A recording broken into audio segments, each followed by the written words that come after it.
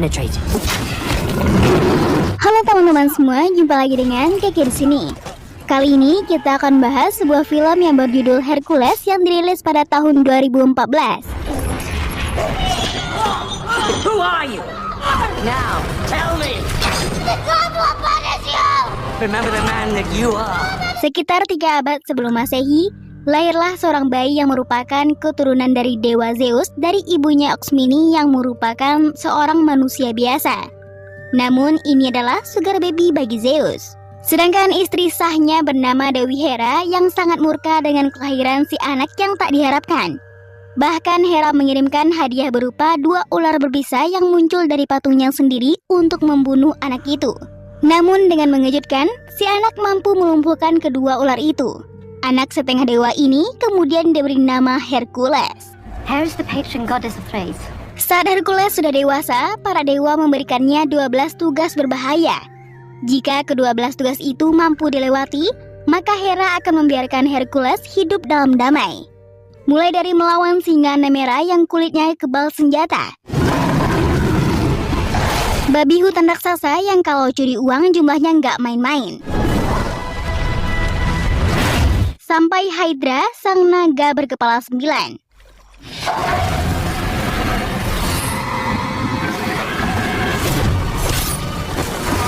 Keponakan Hercules bernama Iolaus yang merupakan pendongeng handal menceritakan kisah itu pada sekelompok bajak laut yang akan membunuhnya. Every word is true. What a load of crap. Finish him. Sampai pada akhirnya, Hercules pun datang dan melawan 40 anggota perampok tersebut. Make him bleed. I get paid either way. Namun ia tak sendirian, melainkan bersama 4 rekan setianya.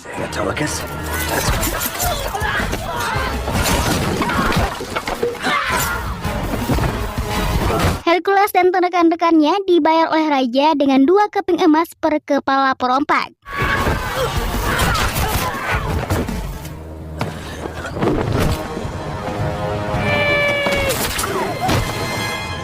Not you. Setelah misi itu selesai, mereka berpesta dan banyak wanita di sana yang terkagum-kagum melihat sosok Hercules. You were seven. See? I told you I knew Hercules. Ladies. Tidak lama kemudian, datanglah Putri Irginia dengan pengawalan ketat. Ia menyampaikan pesan dari ayahnya Raja Kotis. Sang raja meminta bantuan Hercules untuk mengatasi perang saudara yang sedang melanda negeri Thracian. Awalnya Hercules menolak. Namun setelah Putri Irginia mengatakan bahwa Hercules akan dibayar dengan emas 2 kali berat tubuhnya, Hercules pun tak mampu menolak tawarannya. Mereka semua pun berangkat menuju negeri Thracian yang terletak di Balkan Tenggara. Sesampainya di kerajaan, mereka disambut oleh sang jenderal bernama Sitaklis. Di sana juga ada Areus, putra Erginia yang sudah menanti kedatangan Hercules. Areus berkata bahwa ia sangat mengidolakan dan bercita-cita menjadi pahlawan seperti Hercules. Kisah Hercules sudah sangat tersohor seantero Yunani. Ia dikenal sebagai manusia setengah dewa yang abadi. Kemunculan bocah itu membuat Hercules teringat masa lalunya, di mana istri dan ketiga anaknya tewas di hari itu. Lalu ia kembali tersadar saat diminta menemui Raja Kotis. Hercules memperkenalkan keponakan dan semua rekan-rekannya. Namun saat melihat Atalanta, Raja Kotis meremehkan kemampuannya. Karena di zaman itu, wanita dinilai sebagai makhluk lemah dan tak pantas ikut campur dalam peperangan. Tanpa basa-basi, Atalanta kemudian segera mendemonstrasikan kemampuannya.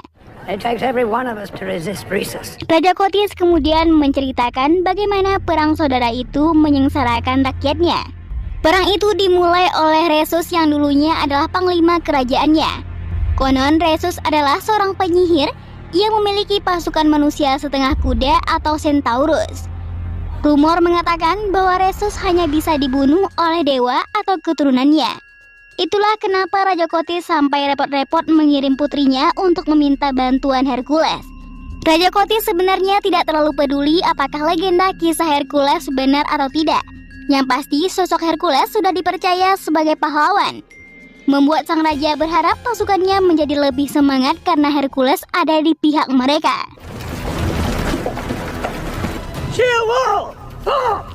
jumlah pasukan mereka sudah sangat berkurang, petani dan fakir miskin akan dilatih sebagai pasukan tambahan. Hercules dan komplotannya akan mengajarkan mereka semua seni berperang. Namun para petani dan rakyat jelata itu sama sekali tak memiliki pengalaman bertarung. Bahkan untuk mempertahankan dinding perisai pun mereka tak mampu. Dead? Dead? Sebelum menyerang langsung ke jantung pertahanan musuh, Raja Kotis berencana mempertahankan kota Besi terlebih dahulu dengan mengerahkan 4.000 pasukan terbaiknya. Karena jika Resus sampai memenangkan pertempuran dan menguasai kota Besi, maka target Resus berikutnya bisa dipastikan merupakan istana Raja Kotis. Ia yakin mereka bisa memenangkan pertempuran dengan adanya Hercules di pihak mereka. Malam harinya saat Arius sedang mencari Hercules, bocah itu mendengar suara hewan aneh yang ada di dekatnya. Ternyata itu adalah Tydeus. Bertahun-tahun Tydeus menyaksikan kejahatan perang sejak ia lahir. Trauma itu membuat perilakunya seperti hewan saat malam hari. Bahkan Tydeus pun tak pernah mengucapkan sepatah kata pun seumur hidupnya. Meskipun begitu, Tydeus merupakan pengikut Hercules yang paling setia. Setelah itu, Hercules mengantarkan Arius ke ibunya yang ternyata ada di barak perawatan. Erginia mengabdikan dirinya untuk membantu merawat rakyat jelata yang terluka akibat pemberontakan Resus. Hercules yang kagum dengan keinginan dan keyakinan Arius untuk menjadi pahlawan, kemudian memberikan sebuah kalung dari taring singa Nemea pada bocah itu. And the great Achilles, where they will dwell forever. Esok harinya pasukan dipersiapkan untuk berperang. Di sana Hercules menemukan Iolaus yang bersembunyi di antara barisan. Ia sangat ingin membuktikan diri bahwa ia juga bisa bertarung. Namun Hercules tak ingin ponakannya itu terluka dan menyuruhnya untuk berlindung bersama raja. The wall is your blanket. Dengan kalimat motivasi dari Hercules, pasukan pun akhirnya diberangkatkan.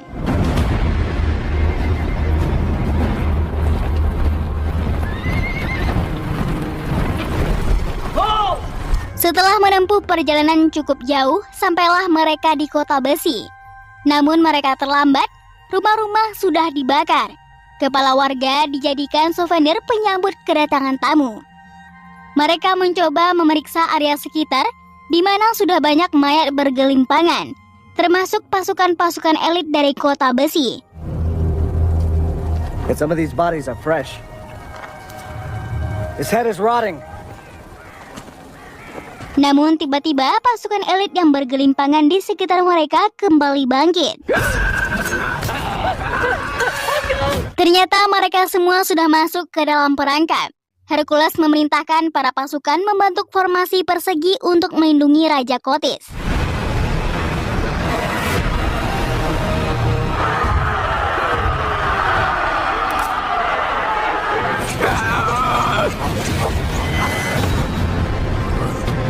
Amphiaraus, do we die in this battle? Mereka berasumsi bahwa para pasukan elit kota Besi telah terkena sihir dari Resus, di mana pikiran mereka dimanipulasi agar mereka membantai warganya sendiri. Dan sekarang giliran pihak kerajaanlah yang diserang.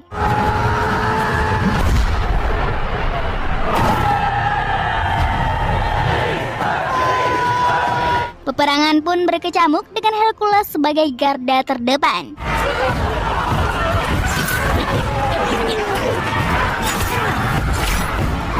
Atalanta mulai unjuk gigi dengan menumbangkan banyak prajurit elit kota Besi.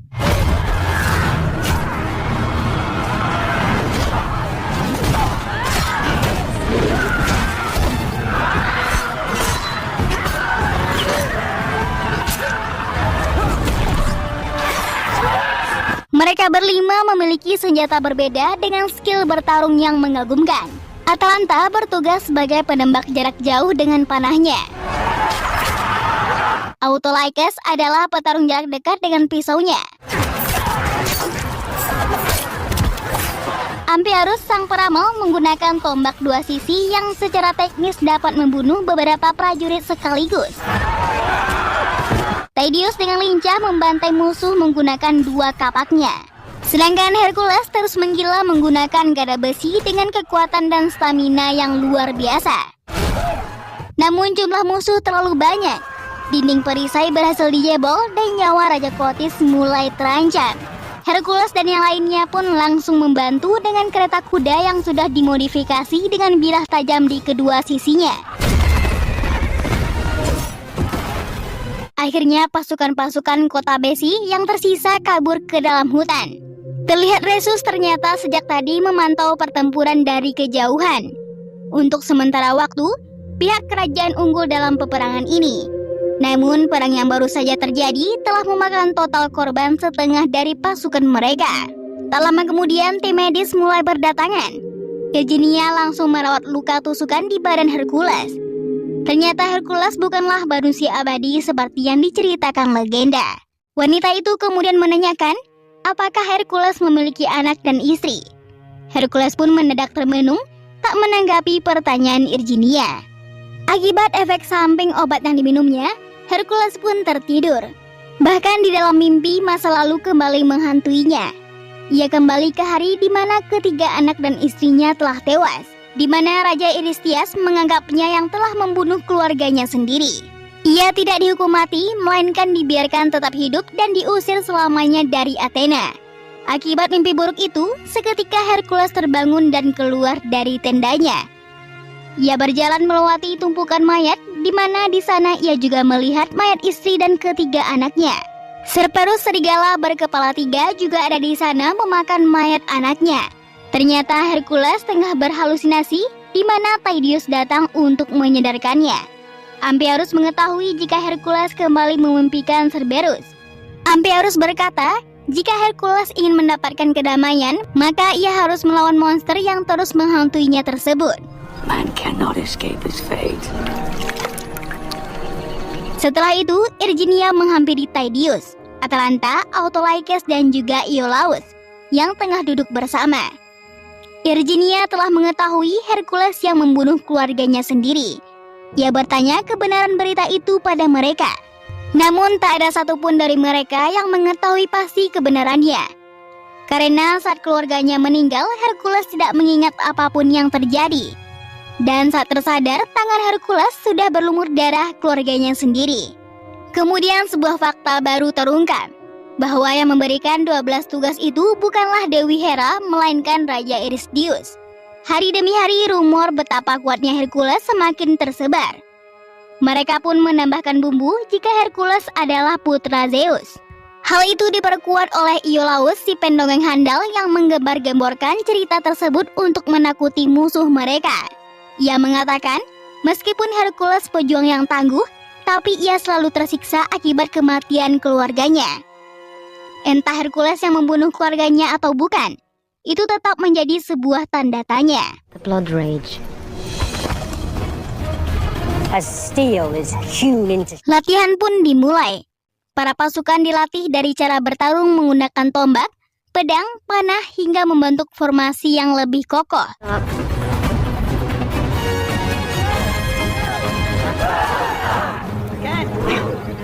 Menurut pengintaian bernama Painius, Resus dan para pasukannya mendirikan kemah di kaki gunung Styges yang berjarak 347 km dari sana. Hercules bertanya, apakah Amphiaraus sudah mendapatkan penglihatan bagaimana hasil peperangan berikutnya? Tapi Amphiaraus tidak mendapatkan penglihatan apapun. Yang ia lihat hanya waktu kematiannya, yaitu seminggu lagi di sebuah tempat seperti neraka. Perjalanan menuju gunung Styges pun dilanjutkan. Namun anehnya, saat sampai di sana tak terlihat satupun perkemahan Resus dan pasukannya. Ternyata Resus dan pasukannya sudah bersiap untuk menyambut kedatangan mereka. Pasukan Centaurus yang digembar-gemborkan oleh pihak Resus hanyalah kebohongan untuk menakut-nakuti prajurit Raja Kotis. Faktanya, mereka hanyalah manusia normal yang menunggangi kuda. Resus kemudian mendatangi Kotis dan mengatakan jika pasukannya siap untuk bertempur. Do I look afraid? Your legend ends here. Hercules, the son of Zeus, you have come looking for a fight. Ternyata Painius si mata-mata telah berkhianat dan berpihak kepada Resus. Traitor. Phineas! You've made your choice. Pasukan Resus jauh lebih banyak, jumlah mereka 3 kali lipat dari pasukan kerajaan. Let it be the death! Namun Kotis sama sekali tak gentar. Sebelum peperangan dimulai, Hercules kembali menguatkan mental para pasukan, dan peperangan pun tak terelakkan. Hercules memberikan aba-aba kepada pasukan pemanah untuk menyerang di saat yang tepat.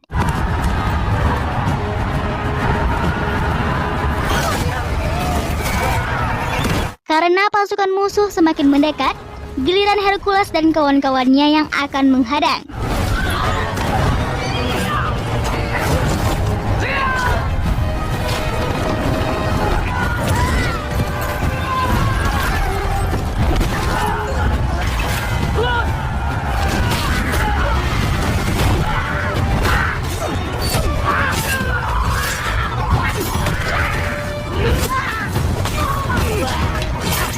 Lalu Resus memerintahkan pasukan pemanahnya untuk menyerang dengan baluran api. Di saat itulah Amphiarus berpikir dirinya akan mati. Namun dirinya salah. Pasukan Resus pun berhasil dipukul mundur hingga kocar-kacir. Namun tidak bagi Resus yang malah maju mengincar kepala Hercules. Mereka pun akhirnya kembali ke kerajaan dengan membawa Resus, Paines dan beberapa pasukan sebagai tahanan. Di hadapan banyak orang, Jenderal Sitaklis mempermalukan Resus dengan menendangnya berkali-kali. Hercules segera menghentikan perbuatan sang jenderal. Resus tiba-tiba mengatakan jika yang membakar kota Besi adalah Kotis dan Hercules telah bertempur di pihak yang salah. Pada perjamuan makan malam, Sitaklis mengatakan jika Thracian sudah bersatu dan hanya memiliki satu raja. Namun tiba-tiba Resus meneriakkan bahwa negeri Thracian bukanlah milik seorang raja, melainkan milik seluruh rakyatnya. Disitulah Hercules makin yakin jika perkataan Resus memanglah benar. Hercules kemudian mendatangi Irginia karena melihat ekspresi wajahnya yang iba melihat Resus ditahan. Di sana Irginia mengakui bahwa dirinya sejak awal memanipulasi Hercules. Pihak yang sebenarnya bersalah adalah Kotis, bukanlah Resus. Ia melakukan ini semua demi putranya Arius. Karena jika ia menolak untuk menghasut Hercules, maka Kotis akan membunuh putra kecilnya. Dulu suaminya Irginia adalah raja sebelum Kotis. Kotis meracuninya agar ia bisa mencuri tahta Raja Thracian.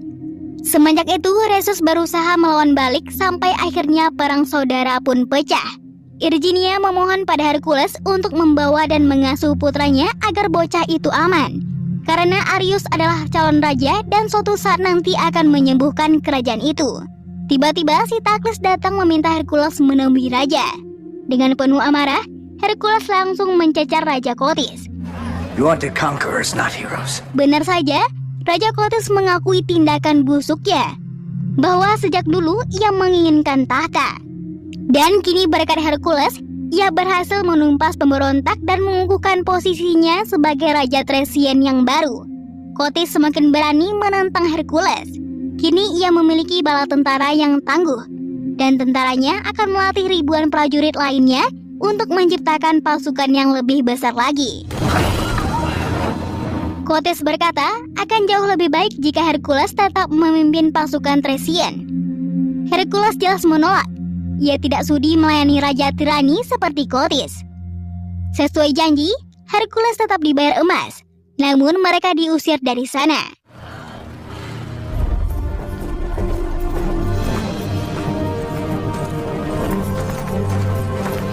Hercules meminta semua rekan-rekannya pergi karena ia ingin menyelesaikan masalahnya sendiri, agar tak ada lagi korban berjatuhan dari orang-orang yang ia sayangi. Autolycus memperingatkan Hercules agar jangan bertindak bodoh. Lebih baik mereka pergi dari sana dan menikmati hidup dengan emas yang mereka peroleh. Namun Hercules tetap bersikukuh akan membantu rakyat Thracian. Begitu pula dengan Atalanta, Amphiarus, Tydeus, dan juga Iolaus. Meskipun Hercules memerintahkan Iolaus pergi bersama Autolycus, ia tetap menolak. Iolaus berkata, sudah cukup untuk dirinya menjadi seorang pendongeng. Ia ingin ikut bertempur di sisi Hercules dan menuliskan kisahnya sendiri. Autolycus tidak peduli dengan rasa kesetia kawanannya. Ia pun akhirnya pergi dari sana dan Hercules tak mempersalahkan sama sekali. Malam itu mereka mulai melakukan penyerangan. Namun belum jauh mereka beraksi, ratusan pasukan Raja Kotis sudah mengepung. Raja Kotis tak sebodoh itu. Dia memprediksi bahwa Hercules akan melakukan perlawanan. Ia mengancam jika Hercules berani melawan, maka ia akan membunuh Arius di hadapan ibunya. Setelah itu, Hercules dipukul hingga tak sadarkan diri. Saat dirinya tersadar, Hercules sudah dirantai seperti binatang.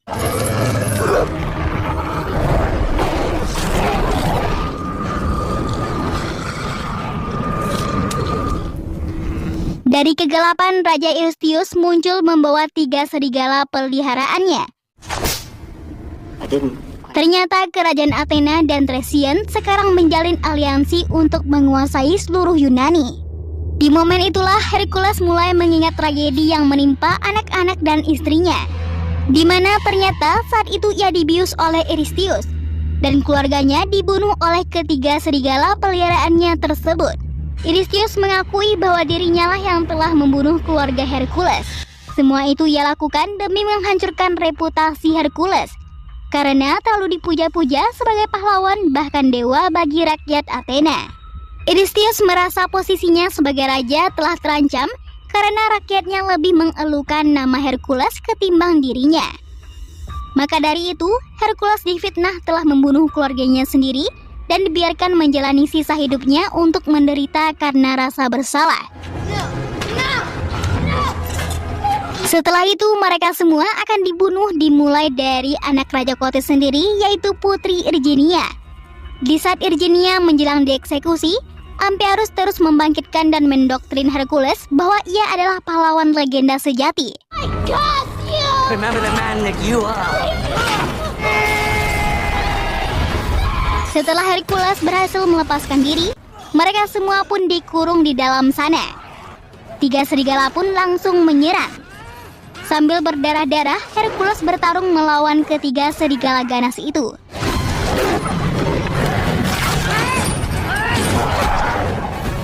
Sementara Irginia berusaha membebaskan keempat rekan Hercules. Mereka semua berhasil kabur dari penjara dan langsung menyerang pasukan.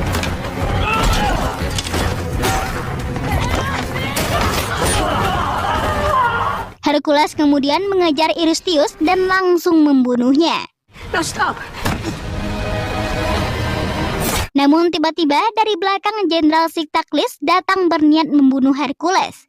Beruntung Iolaus dengan sigap menyelamatkan pamannya.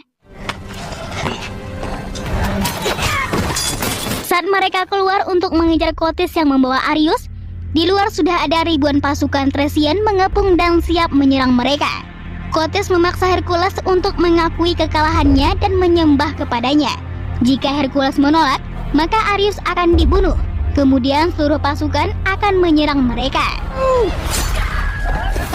Tiba-tiba Autolycus muncul memberikan waktu bagi Arius untuk berlari ke arah mereka. Arius terus berlari di bawah lindungan Tydeus. Dengan membabi buta, Tydeus langsung berlari ke arah pasukan dan membantai mereka. Sampai akhirnya begitu banyak busur panah menusuk tubuhnya. Kemudian Hercules membopong tubuh Tydeus ke dalam kuil Dewi Hera untuk berlindung. Sementara Amphiaraus dan juga Iolaus menumpahkan api menjalar yang sangat besar, guna menahan pasukan Kotis yang berusaha mengejar mereka. Perlahan-lahan pasukan mulai menyerang sambil menaiki tangga kuil. Sebelum Tydeus meninggal untuk pertama kalinya, ia pun akhirnya berbicara memanggil nama Hercules. Hercules. Find peace, my brother. Dengan sekuat tenaga, Hercules berusaha menjatuhkan patung raksasa Dewi Hera untuk menghalau mereka. Dan naasnya, kepala patung itu bergelinding menghantam Raja Kotis hingga tewas. Semua prajurit yang menyaksikan kekuatan Hercules langsung tunduk kepadanya.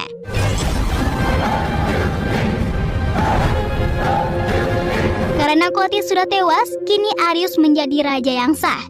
Entah apakah legenda itu benar atau hanya omong kosong, tapi yang penting untuk menjadi seorang pahlawan tidaklah harus menjadi manusia setengah dewa. Dan untuk menjadi orang baik, kamu hanya perlu menjadi manusia biasa yang peduli pada sesama. Dan film pun selesai. Terima kasih telah menonton dan sampai jumpa di video berikutnya.